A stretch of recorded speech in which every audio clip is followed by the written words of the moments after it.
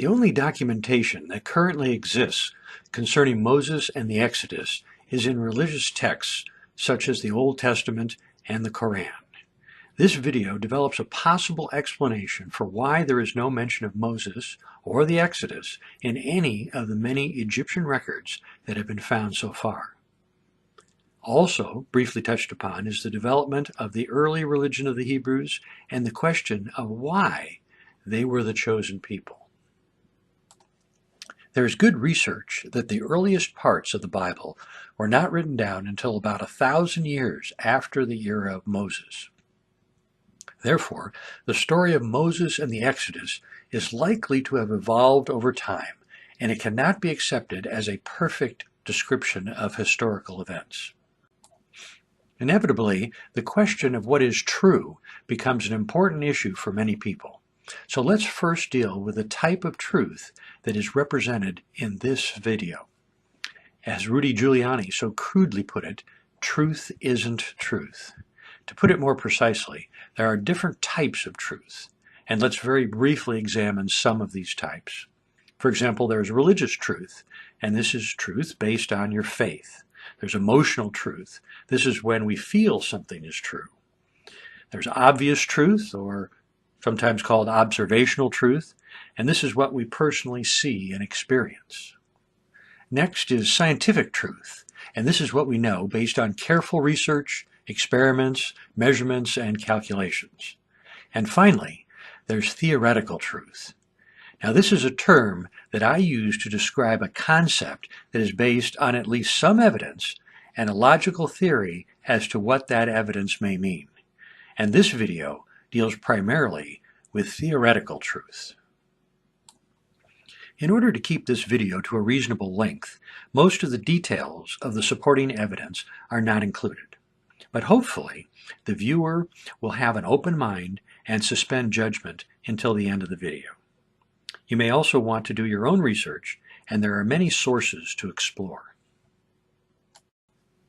Sigmund Freud, in his book Moses and Monotheism, sets the stage for this video with the following basic principles. The first principle is that Moses was an Egyptian by both birth and upbringing. Secondly, the pharaoh Akhenaten, and not Ramses II, was the pharaoh at the time of the Exodus. Next, Moses lived during the reign of Akhenaten and became a believer in the new Egyptian religion that worshipped only one God. Finally, after the death of Akhenaten, there was a social and religious upheaval, with most Egyptians rejecting Aten and returning to the worship of the old gods. And this forced the believers in Aten to flee the country, and this exodus out of Egypt was led by Moses. Those that continued to believe in Aten would have included Egyptians, of course, but perhaps also some Hebrews. It's possible that some Hebrews had adopted a belief in Aten. The old gods of Egypt were very different than the traditional beliefs of the Hebrews and therefore difficult for them to accept. However, the beliefs about Aten were much closer to their existing beliefs and thus, as a result, easier to adapt to and accept. In this light, consider this question. Why would Yahweh have chosen the Hebrews as his chosen people? Isn't it more likely that Moses was the one that chose the Hebrews, and he chose the Hebrews that had accepted Aten to be included in the people he would lead out of Egypt? Now let's take a look at the development of the belief in the god Aten. It started with Amenhotep IV, who changed his name to Akhenaten in recognition that Aten was the only god that should be worshipped.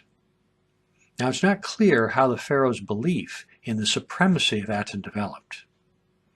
One possibility is that in his early years, the future pharaoh was influenced by his mother's religious beliefs. Now, the evidence for this is minimal, but the mother's parents may not have actually been Egyptian by birth. They may have been from a land like Midian, where Yahweh was a recognized deity. If so, the future pharaoh's mother may have told him about Yahweh and thus planted the seed for a belief in one supreme God. Due to some of their similarities, beliefs in Aten and Yahweh may have actually influenced each other. This is not to say that the two religions were the same, but both were in the process of developing, and the people involved in that development were intermingling. The religion of Aten was short-lived in Egypt, but in the desert wilderness, east of Egypt, Moses and his followers may have eventually been absorbed into what was then the developing religion of the Hebrews. Consider the following examples of possible religious influence. As mentioned before, Akhenaten's mother may have influenced him with religious ideas from Midian. The descendants of one of Abraham's sons lived in Midian. Thus, it is highly likely that the beliefs in Midian were related to the teachings of the patriarch Abraham. When Moses first left Egypt and went into exile, he found refuge in Midian. There he was accepted into the community, and he ultimately married a local woman. Midian may also have been the location of Mount Sinai, and thus the place where Yahweh first spoke to Moses. Finally, when Moses left Egypt for the second time, leading the Exodus, he went to Midian, and many of the local people joined him there. The details of the early development of the religion of the Hebrews are unclear.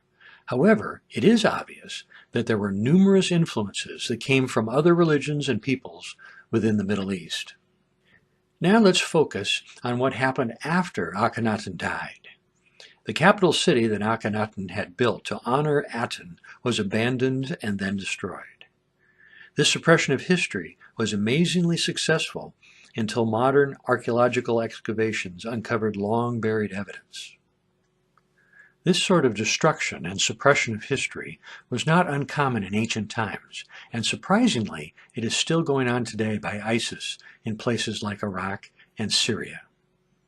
This purge of the memory of Aten would likely have also extended to Moses and the Exodus, which were intimately connected with Aten. Therefore, the purge of this time in Egyptian history could account for there being no Egyptian records of Moses or the Exodus. It is of course possible that future archaeological excavations in Egypt will discover physical evidence that support at least some of the biblical story of Moses and the Exodus.